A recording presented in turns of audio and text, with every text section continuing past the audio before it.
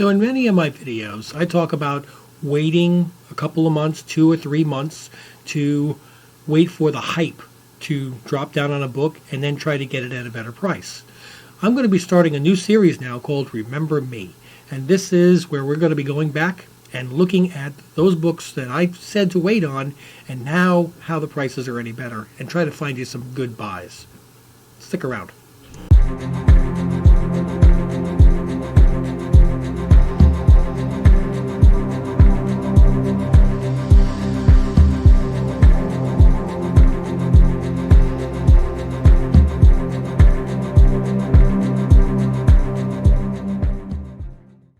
Welcome back, everybody. And thank you again for joining me. I do my little shimmy in my seat. So, as I stated, this is going to be the inaugural edition of Remember Me. The idea is that once every 2 weeks or so, I want to pick out one Silver Age book, one Bronze/Copper Age book, and one modern book that I recommended waiting on, or that you may have waited on all completely on your own, and point out how prices have fallen or dropped a little bit, and now would be a better time to try to jump in and get one of those books. I know that some of the Silver Age books are not going to be easy. They're not going to drop that much. But as long as you could just get it a little bit off the radar, you can save some money. And, on those Silver Age books, that really does add up. So what I want to do right now is we'll start with the first Silver Age book. And for that book, we're going to be starting off with Fantastic Four number 67, the first appearance of him. Now, if you remember during the summertime, everybody was talking about, that Warlock was going to be coming to the MCU, and it's pretty much, it's a done deal because of the fact that they had him at the end of Guardians of the Galaxy Part 2, and he's a major character in the cosmos, and we're going to be doing more of a cosmic themed, I think, MCU going forward.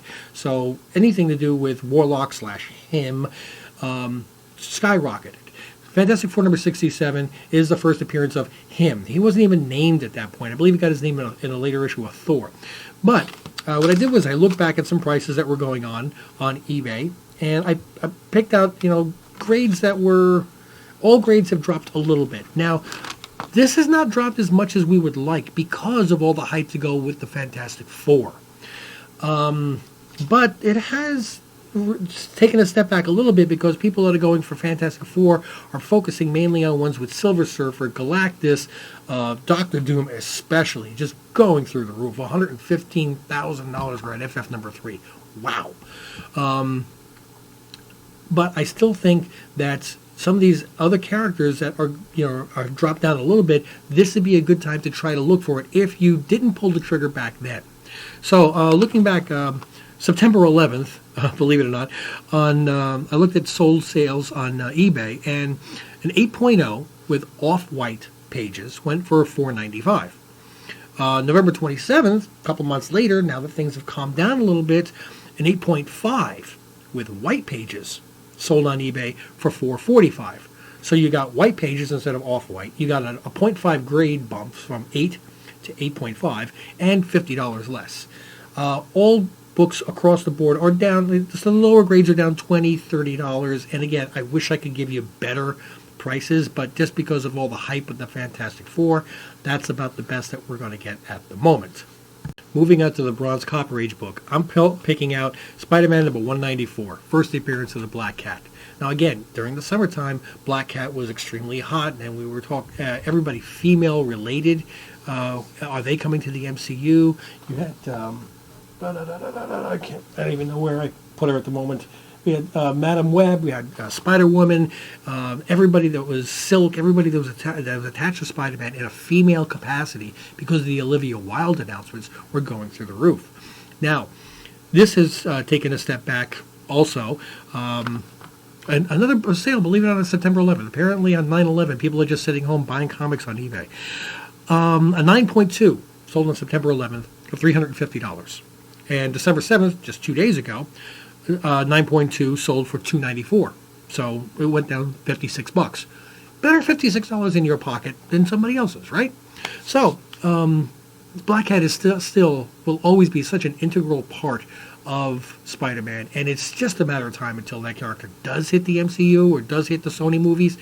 I would really start looking at this one. If you don't want to pull the trigger on something up around the $300 mark, you can still get something in the 7.5 for under $200, and this is a good time because it's not on everybody's radar. Okay, time for the Modern Age book. Now, this book I didn't mention, but I'm a victim myself. I purchased one because I thought the prices were going to go up, and I suffered from FOMO.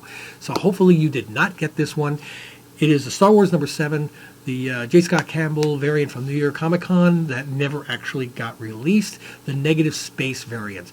Now, a lot of people don't like the negative space variants. I'm not a big fan of them myself. I do love the Yellow Wolverine. I thought that was great. The Wolverine was limited to 3,000 copies. The Star Wars one is limited to 4,000 copies. But unlike the one from Chicago where people could go to the show and it's sold out, the Star Wars one is you ordered it and it has to be delivered to your house. And I don't think anybody's actually taken delivery of it yet. But people that had confirmed sales were selling them on eBay. On October 5th, I was looking, that's about when they first started hitting the eBay sales, and they were selling like hotcakes at $95, $100. Some people getting as much as $150. Have you looked at the sales recently? $49.99. Okay, and they're still they're near mint ones. They're not ones that are damaged or anything. These are the market has dried up a little bit.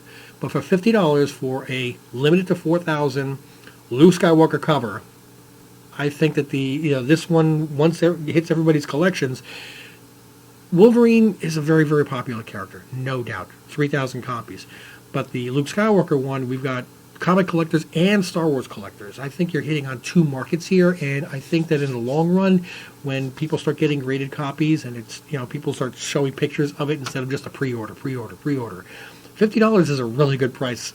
I think the price on it new was $29.99. I'm not sure on that, so if I'm wrong, please, I apologize. Correct me in the comments.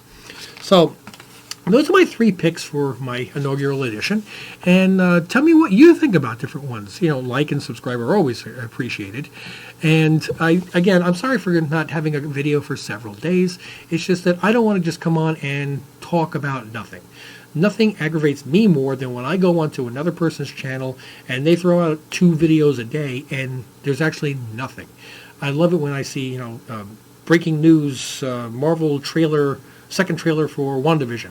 And you go on and it says, well, unfortunately we don't have any, the new trailer now, but it's coming soon. Really? You just had me waste my time to watch a video for you to tell me you don't have news? So I don't want to do that to you guys. I appreciate your time. I appreciate all the comments, positive, negative. I learned from all of them. I actually got my first dislike on my Mandalorian video. I don't know why. I wish I knew what I did wrong, because that's why I could stop doing it. But in any event, like, subscribe. Thank you for joining me. I'm trying to keep this one short, and I'll be seeing you again this weekend.